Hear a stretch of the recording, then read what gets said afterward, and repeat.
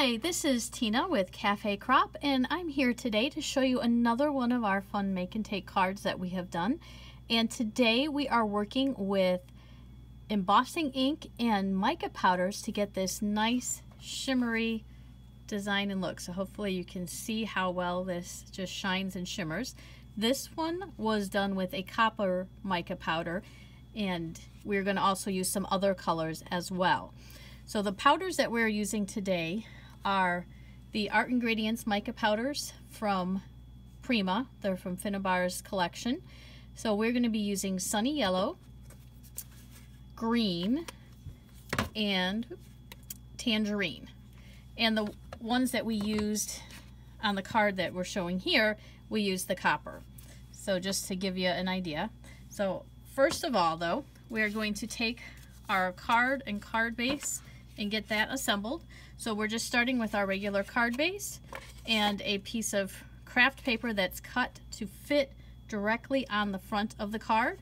And then we're going to be using a piece of black that is cut just a 1/4 inch shy in both directions. So it's going to be 4 and 5 1/4, so that we have that nice little edge of craft showing all the way around. So we're going to get this part done first so I can put it out of the way and I don't end up getting it all covered and shimmery with the mica powders. What we're going to do next is stamp our background. Now this might be slightly hard to see because it's black on black, so we're going to put a piece of white paper down just so you can see what we're doing. And what I'm going to stamp with is the Tim Holtz Falling Leaves collection, and we're going to use some of the bigger leaves that are on here. So I've already mounted those on a block. Now if you were doing multiples of these and you have your MISTI, that would be a great way to use it. And I am going to be using Distress Embossing ink today. I tried Versamark as well, and I found that it continued to just smear right off when I touched it afterwards, where this, if you really rub it, it would smear and you could use a fixative on it. But if you just use the Distress Embossing ink, then you're going to, it just seemed to set it better. I did not have any perfect medium available that I couldn't find my perfect medium ink pad to try it with, because that's what they sell to use with Perfect Pearls that Ranger sells. So I'm thinking that might be a good alternative as well. I just haven't had a chance to test it. So I'm just going to ink that up nice and juicy there. And I'm going to just turn this over and stamp it right on the front of the card. And since my leaves are going off the card, that's one of the reasons why I wanted to have a piece of paper under it so it would catch any of that ink that's on other places. So now you can't really see it per se unless you're looking. I don't know if it'll really catch it there, but you can kind of see it's the watermark effect. You can see a little bit. And now what we're going to do is take another piece of paper, because I don't want to get the embossing ink all over or get the mica powder sticking to the ink.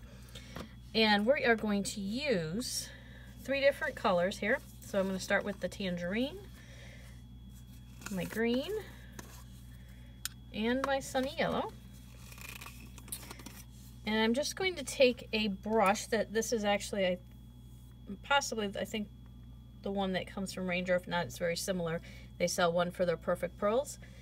And it's just, try and put it here over the white. It's just kind of like a real soft makeup brush. And what I'm going to do is just dip this, so you just get a little bit on the end here, and I'm just going to tap the brush so it falls off, kind of like it's raining. And then my cleaning method is just the back of my hand, so I'll be nice and shimmery the rest of my day. I'm going to pick up some orange here and do the same thing over another leaf. Again, my cleaning method. And then I'm just going to dip right into the yellow, so you're not, or the green, you're not getting a lot on any one dip, but a little bit goes a long way. So you can do multiple colors, you can do one color, so I'm just going to put these out of my way right now so that I don't spill them like I just did. but that's all right. We'll get that cleaned up. And now what I'm going to do is pounce up and down. So it's like I'm bouncing my brush or hopping my brush up and down because I want it to cover my design with the powder that I've stamped, but I don't want to smear what I've stamped while I'm pouncing. So if I brushed really hard or something, I could smear my design because the ink is wet. The embossing ink, like any of the distress inks, is going to stay wet for quite a while. And that's the open time, and that allows you to put your embossing powders or other things on it that are going to stick to it. So you can start to see the design of the leaves showing through. And now I'm going to tap it just gently. It's not going to tap a ton off because this really does stick to the paper. But you'll see now I've got it covered and I've got my design covered. So now I am going to brush, and you've got to do this with some oomph.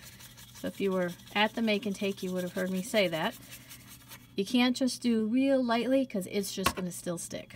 So we are just going to brush away here so that it's all coming off. We're trying to do this over the paper so that we can capture it and not wear as much of it as if we had spilled it all over ourselves, which you might see that at the edge of the screen. And so you can see it's really starting to clear off here.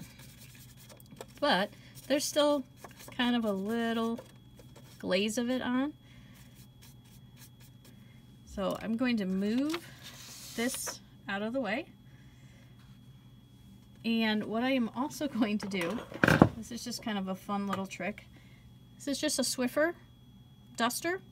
So what I've done is taken a piece of this part off of the front of it and use this kind of as a little magic wiping tool here to pick up that extra bit of dust. So, you know, if it attracts the dust all around your house, it'll attract the mica powder dust as well. And then I'm trying to be careful, since I have it all over my fingers, in touching it too much, because I don't want to leave more marks on it. But now I've got my nice colored shimmery leaves to put on the front of my card.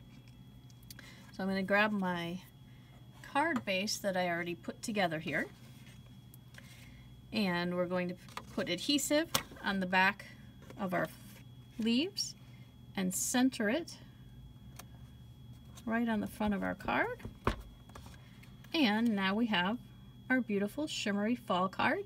So if you had a sentiment that you wanted to put on, you could pop that on maybe another piece of craft over black or something, pop it on here, or you could just nice as easily put a sentiment on the inside and write your message to whoever it is you want to send a card to. So it could be a fall card, it could be a thank you, a thinking of you, has many possibilities. So thanks for joining us today, and check back again in probably about a week and look out for our other ones. We've also got a couple already posted on our channel, so check that out at the Cafe Crop YouTube channel. And they're also posted on our Facebook page, Cafe Crop on Facebook. Thanks, and we'll see you again.